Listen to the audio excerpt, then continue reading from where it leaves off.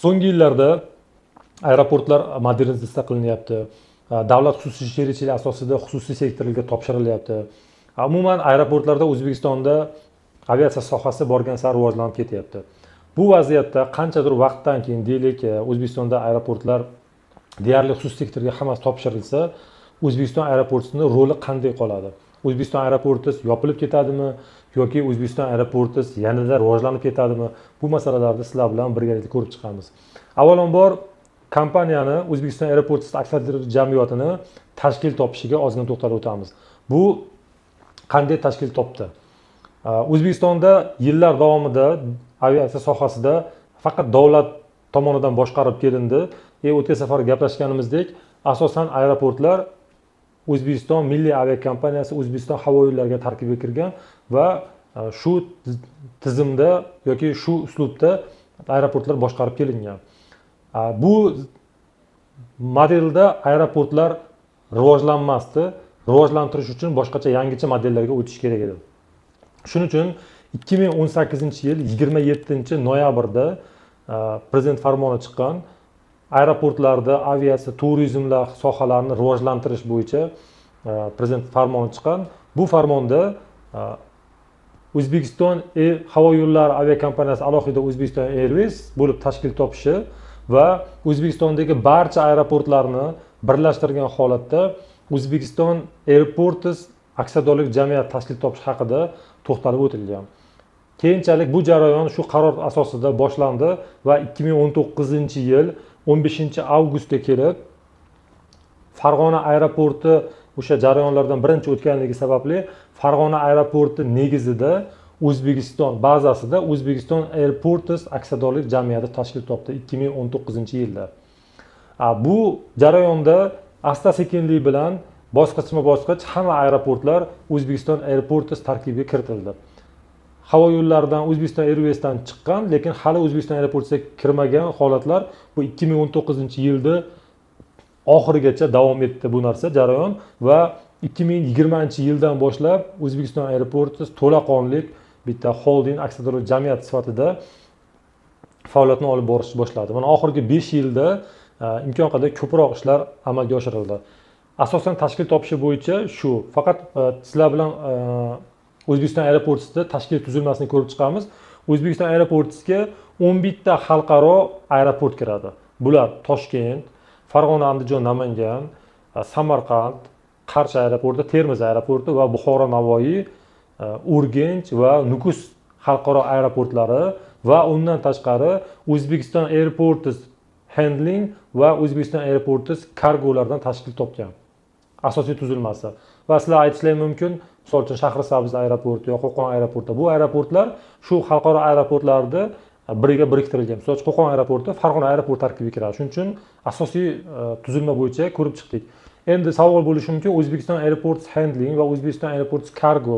Qisqa qilib aytganda, Toshkent aeroportini umumiy vazifasini 3 ga bo'lindi. Toshkent aeroporti qanchadir vazifalar qoldi o'zida, qanchadir vazifalar handling o'tkazildi va qanchadir vazifalar kargoga o'tkazildi.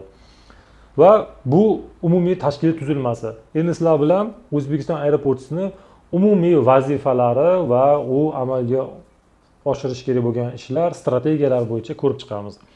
Qaranglar, asosiy maqsad O'zbekiston Airports'ning maqsadi barcha aeroportlarni yagona markazlashgan boshqaruv asosida rivojlantirish. Infratuzilmalarni modernizatsiya qilish, raqamli texnologiyalarni joriy qilish va xalqaro hamkorliklarni yo'lga qo'yish va iqtisodiy samaradorlikga erishish. Va shu bilan birga rivojlanish bilan birga xavfsizlik, qulay va zamonaviy aeroport xizmatlarini ta'minlashdan iborat. Endi umumiy strategiyalariga keladigan bo'lsak, O'zbekiston Airports'da strategik jihatdan boshqarish aeroportlarni to'g'ridan to'g'ri emas, strategik jihatdan boshqarish, raqamli transformatsiya qilish, hozir zamonaviy texnologiyalarni joriy qilish va xalqaro hamkorliklarni rivojlantirish hisoblanadi asosiy vazifalari. Endi sizlar bilan O'zbekiston Airports tashkil topganidan beri erishilgan natijalarni birgalikda ko'rib chiqamiz.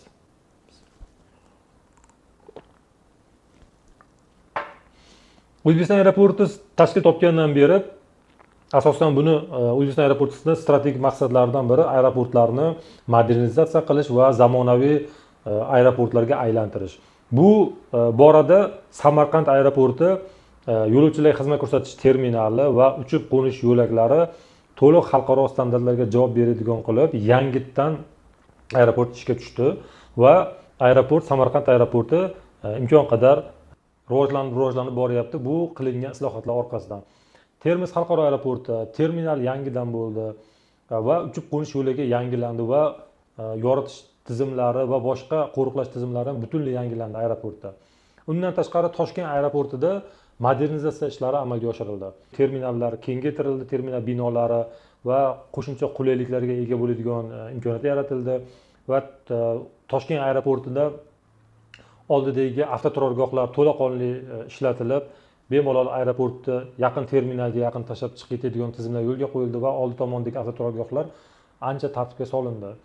Undan tashqari O'zbekiston aeroporti tashkil topgandan beri qilingan ishlardan bittasi O'zbekiston aeroport negizida Silk aviakompaniyasi tashkil qilindi. Bu asosiy maqsad O'zbekistondagi ichki reyslarni, viloyatlar o'rtasidagi umuman ichki tashuvlarni muammolarni yechish, bu rivojlantirishga hissa qo'shish bo'ldi. Sababi O'zbekistonda havo yo'llari, O'zbekiston Airways va yangi ochilayotgan aviakompaniyalar asosan o'rta va uzoq masofalardagi yo'lovchilar oqimiga qaratilgan. Ularda kichik tashuvlar yoki viloyatlar o'rta tashuvlar uchun mo'ljallangan samolyotlarga mo'ljallanmagan ularning strategiyasi. Shuning uchun ichki reyslarni rivojlantirish uchun Silk aviakompaniyasi tashkil qilindi O'zbekiston aeroporti negizida va ATR samolyotlari o'sha Yevropaning rivojlangan davlatlarda ishlab chiqarilgan va hozirda foydalanib turgan yoqilg'i tejamkor ATR 72-400 samolyotlari sotib olindi va bu narsalar yo'lga qo'yildi. Keyinchalik bu O'zbekiston havo yo'llariga berib yuborildi. Endi buni sabablari bo'yicha keyin to'xtalib o'tamiz. Berib yuborildi. O'zbekiston aeroporti tomonidan qilingan ishlar O'zbekiston aeroporti training center ochildi. Bu nima degani? Oldin hamma aeroportlar O'zbekiston havo yo'llari tarkibida bo'lgan paytda Toshkentda o'quv amaliy mashqlar markazi bor. Rus tilida uchebniy center deymiz. Bu joyda asosan aviatsiya sohasida ishlayotgan mutaxassislarda malakasini oshiradigan bu o'quv markazi. Endi O'zbekiston aeroporti ochildi va O'zbekiston aeroporti tarkibidagi aeroportlarda yoki tarkibidagi tashkilotlarda mutaxassislarini aynan aeroportlar darajasida tayyorlaydigan o'quv markaziga zarurat sezildi. Bu bo'yicha zamonaviy, bu bo'yicha chunki o'quv markazi nariga o'titsa, bu O'zbekiston havo yo'llarining tarkibida bo'lgan asosan shu uchuvchilar, bort kuzatuvchilar va boshqa mutaxassislarga ko'proq ixtisoslashgan edi. Aeroportlar uchun ixtisoslashgan o'quv markazi Koreya davlati bilan hamkorlikda ochildi va bu o'z faoliyatini boshlagan hozir aviatsiya sohasida ishlayotgan mutaxassislarni shu o'quv markazida, trening markazida malakalarini oshirib boriladi.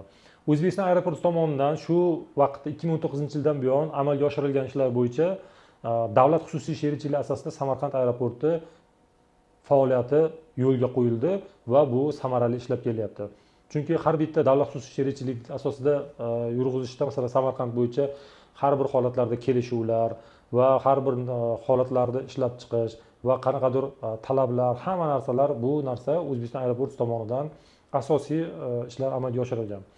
Undan tashqari, masalan, O'zbekiston aeroporti tomonidan Toshkent aeroportini rivojlantirish uchun Singapurni Changi aeroporti bilan hamkorlik 2024-yilda strategik hamkorlik yo'lga qo'yildi va 2025-2030-yillar bo'yicha strategik rivojlantirish nimalari kelishib olindi bosqichlari. Raqamli transformatsiyalar ko'p amalga oshirildi. Hozir butun O'zbekiston bo'yicha sizlarga ba'zi sezilmasligi mumkin. Hamma aeroportlarda buxgalteriya, moliya hisobotlari umumiy yagona tizimga birlashtirildi va ERP joriy qilindi. Va hujjatlar almashinuvi va boshqa elektron hujjatlar umuman hamma aeroportlarda umumiy uyg'un rivojlantirish uchun raqamli texnologiya amalga oshirildi. O'zbekiston aeroportidan amalga oshirilgan ishlarda natijasi o'laroq 2024-yilda bizda 13,5 million yo'lovchiga xizmat ko'rsatilgan. Bu undan oldingi 2023-yilga nisbatan bu 30% ga yo'lovchilar oqimi keskin oshgan 2024-yilda va 2025-yilda ham kamida 30% natija kutilyapti. Bu yo'lovchilar oqimi asosan 2,5 million ichki reyslarda va 11 million yo'lovchi xalqaro reyslarda xizmat ko'rsatilgan O'zbekiston Airports tomonidan. Bu yo'lovchilar oqimi keskin oshgan. Undan tashqari oxirgi yillarda O'zbekistondan juda ham ko'p davlatlarga to'g'ridan-to'g'ri qatnovlar amalga oshirish boshladi. Misol uchun mana hozir ko'rishlar mumkin. Toshkent misolida oladigan bo'lsak, Toshkentdan Yevropada Budapesht, Varshava, undan tashqari Germaniyaga ikkita to'g'ridan-to'g'ri qatnovlar, Fransiya, Italiya, bu tomonda Xitoyda juda ham ko'p davlatlar, Yaponiya, Koreya, bu tomonda yana masalan Vyetnam, boshqa mana shu janubiy davlatlardan reyslar ko'paydi. Mana Saudiyaga, Birlashgan Arab Amirliklariga juda ham ko'p reyslar va soni aviakompaniyalar juda ham ko'payib ketdi. Bunga asosan sabab bu O'zbekiston Airports tomonidan amalga oshirilgan islohotlar va O'zbekistonda aviatsiya sohasi rivojlanib, O'zbekistonda yangi aviakompaniyalar ochilganligi asosiy sabab bo'ldi. O'zbekistonda hozir mana Qanot Sharq aviakompaniyasi, undan keyin Centrum aviakompaniyasi, Air Samarqand, Air Tashkent aviakompaniyalari, Fly Xiva aviakompaniyalari to'laqonli faoliyatini boshladi va hozir rivojlanish bosqichida, keskin rivojlanish bosqichiga ketyapti. Bu aviakompaniyalar yangi yo'nalishlarni ochib rivojlantiryapti. Asosan ko'radigan bo'lsak, misol uchun sizlar bilan ko'rib chiqamiz. Centrum aviakompaniyasi qaysi joylarga yangi qatnovlarni amalga oshirganligini sizlar bilan birgalikda ko'rib chiqamiz. Mana Centrum aviakompaniyasi Toshkentdan Bangkokga, Guanzhouga Xitoydan, Vladivostok, Xabarovskga qatnovlar yo'lga qo'ygan, Rossiyaning Novosibirskka, Qozon, Moskvani Sheremetyevo aeroportida, Sankt-Peterburg, Mineralniy Voda, Bakuga reyslar qo'yilgan, Istanbul, Tel Aviv, Madinaga, Dubay va Dohaga Centrum aviakompaniyasi tomonidan tashkil qilingan. Qanot Sharq tomonidan mana Pusanga, undan tashqari Incheon aeroportiga reyslar amalga oshirilgan. Puketga mana Qanot Sharq tomonidan, Niachang, Qanot Sharq, Dahang, Sanya, Guanzhou, Pusan, Shanxay, bu tomonga Moskva aeroportlaridan, Moskva, Sankt-Peterburg, Yevropadan Pragaga reyslar qo'yilyapti Qanot Sharq tomonidan, Milan, Budapeshtga, Vengriya, Budapesht, Istanbulga Namangandan reyslar qo'yilgan, Toshkentdan, Tel Aviv va Sharm el-Shayxga, Toshkentdan Sharm el-Shayxga va qolgan aviakompaniyalarda ham hissasi juda ham ko'p yangi qatnovlarni amalga oshirib turgan O'zbekistondagi va bu yo'lovchilar oqimiga ham juda ham katta ta'siri bor. Endi sizlar bilan ko'rib chiqdik O'zbekiston Airports tomonidan amalga oshirilgan reja ishlar. Undan tashqari masalan Farg'ona aeroportida qo'shimcha terminallar, Namangan aeroportida qo'shimcha terminallar, Andijon aeroporti mana O'zbekiston Airports tomonidan yangi terminal qurilishi jarayonlari ketyapti va xususiy sherikchilik asosida hamkorlar bilan muzokaralar olib borilyapti. Uchib qo'nish yo'laklari to'laqonli bitkazildi va yaqinda ochilish marosimi bo'ldi. Bu Andijon aeroportida ham yo'lovchilar oqimiga keskin hissasi bo'ladi. Sababi juda ko'p yo'lovchi oqimi qo'shni davlatdan, O'shdan uchib ketadi. Shu yo'lovchilar oqimi O'zbekiston Airportsda amalga oshirilgan islohotlar ortidan Andijon aeroport faoliyatining tiklanishi, to'laqonli zamonaviy holatga tiklanishi bu yo'lovchilar oqimini keskin oshiradi va yangi yo'lovchilar oqimi yoki yangi yo'l yo'nalishlarga ochilishiga sababchi bo'ladi. Davlat xususiy sherikchilik asosida qanaqa bo'ladi? Men qisqacha o'tib ketaman. Qanaqa shaklda berilyapti? Bitta aeroportni qanchadir qismi vakolatlari va vazifalari aeroportda qoladi. O'zbekiston Airportsda yoki aeroport bo'lib qoladi. Qanchadir qismi xususiy hamkorga beriladi. Asosan yo'lovchilarga xizmat ko'rsatish va terminallardagi xizmatlar va samolyotlar oldidagi yer usti xizmatlari asosan bu xususiy sektorga o'tib ketadi. Bu boshqaruv jarayonini tezlashtirish uchun va yoqilg'i bilan ta'minlash, yoqilg'i aviakompaniyalarga yoqilg'i sotish ham xususiy sektorga o'tib ketadi. Qolgan qanchadir qismi vazifalar aeroportda o'zida qoladi va hamkorlikda birgalikda rivojlanadi. Yakuniy xulosaga keladigan bo'lsak, O'zbekiston aeroporti yopiladimi? Agar hamma aeroportlar xususiy bo'lib ketsa, xususiy bo'lib ketmaydi, xususiy sektorga topshirilsa, O'zbekiston aeroporti yopiladimi? O'zbekiston aeroporti yopilmaydi. vazifasi o'zgarishi mumkin. Hozir operativ boshqaruv amalga oshirilyapti O'zbekiston aeroport tomonidan. Aeroportlar bu degani to'g'ridan to'g'ri aeroportlarni boshqaryapti. O'sha yoqilg'i ta'minoti, xizmat ko'rsatishi, hamma jarayonlarda to'g'ridan to'g'ri boshqarilyapti. Endi xususiy sektorga berilganda Samarqand aeroporti mana berilib bo'lindi. Boshqa aeroportlar mana jarayonda, Buxoro aeroporti, Namangan aeroporti, Andijon aeroporti, Urganch aeroportlari. Bunda ham asosan aeroportda qanchadir funksiyalari, vazifalari xususiy sektorga beriladi. Bu qanchadir qismi aeroportning o'zida qoladi. Bu narsa O'zbekiston aeroporti qaysidir umumiy vazifalardan ozod qiladi. Keyinchalik O'zbekiston aeroporti operativ boshqaruvdan, to'g'ridan to'g'ri boshqaruvdan funksiyalarni xususiy sektorga beradi va asosan strategik boshqaruv va regulyator modeliga o'tadi. Asosiy o'zi biz boshida ko'rib chiqqanimizda O'zbekiston aeroporti strategik boshqarish va regulyator, o'sha nazoratchi vazifasida asosiy vazifalardan biri deb ko'rib chiqqanmiz va shu funksiyada qoladi. Asosan aeroportlarni qanaqa rivojlantirish, qanaqa texnologiyalarni joriy qilish, umumiy aeroportlarni bir-biri bilan integratsiya qilish yoki kichik aeroportlar Qo'qon, Shahrisabz, Sariosiyo shunga o'xshagan aeroportlarni zomin aeroportlarni rivojlantirish va ularda ham qaysidir darajaga yetib borganda balkim xususiy sektor bilan hamkorlik qilish darajasiga yetib borsa, ulardan xususiy sektorga topshiradi u aeroportlarda ham va undan tashqari qolgan aeroportlar ham men o'ylayman bosqichma-bosqich xususiy sektorga o'tib ketadi. Vakolatlarni O'zbekiston aeroporti vazifaviy vakolatlarni bir qismini xususiy sektorga berish va xususiy sektor bilan hamkorlikda aeroportlarni birga rivojlantiradi.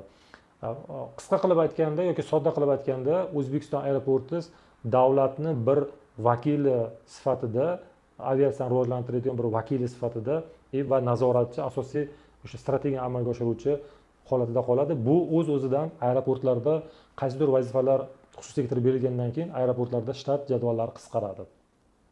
O'sha berilgan vazifalardagi shtat jadvallari qisqaradi. Deylik, bitta aeroport to'laqonli faoliyat olib borish uchun, misol uchun aytmoqchiman, 600 ta xodim bilan faoliyat olib borsa, shuni 300 tasi qolishi mumkin yoki shuni atrofida yarmi qolishi mumkin. Yarmi xususiy sektorga o'tib ketadi. Bu narsalar keyinchalik sizlar qanaqadir aeroportda ishlayib turgan bo'lsangiz yoki keyinchalik shu sohaga kirmoqchi bo'lsangiz, bu narsalarda albatta hisobga olishingiz zarurati bo'ladi.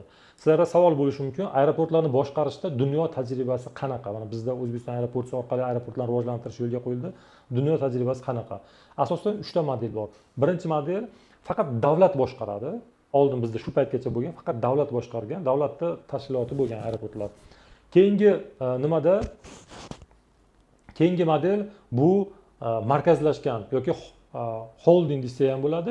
Bu davlat va xususiy sherikchilik asosida. O'zbekiston aeroportiga o'xshagan aksiyadorlik jamiyati yoki holding kompaniya davlat nomidan xususiy sektor bilan hamkorlikda birgalikda rivojlantiradi. Bu O'zbekiston shu modeldan ketyapti. Birinchi davlat boshqaruvidagi model bu aeroportlarning rivojlanishini juda ham sekin rivojlanadi. Mana ikkinchi model bo'yicha xususiy sektor va davlat ishtirokida holding kompaniyalar bilan tashkil qilinib rivojlantiriladigan bo'lsa, billa davlat va xususiy hamkor bilan birgalikda rivojlantiriladigan bo'lsa, bunda davlatning nazoratida bo'ladi, umumiy rivojlanish, umumiy aeroportlarning rivojlanishi davlat nazoratida bo'ladi va yaxshi rivojlanadi. Keyingi model xususiy, to'laqonli xususiy aeroport bo'lish. Bu rivojlanish eng yaxshi darajada bo'ladi, tez rivojlanadi, lekin davlat boshqaruvi bo'lmaydi. Davlat boshqaruv ta'siri bo'lmaydi, davlat nazoratida bo'lmaydi bu aeroportlar. Shuning uchun O'zbekiston hozir birinchi bosqichdan, birinchi modeldan tugatilib, ikkinchi modelga o'tgan. O'zbekiston davlat va xususiy sherikchilik bo'yicha rivojlanyapti.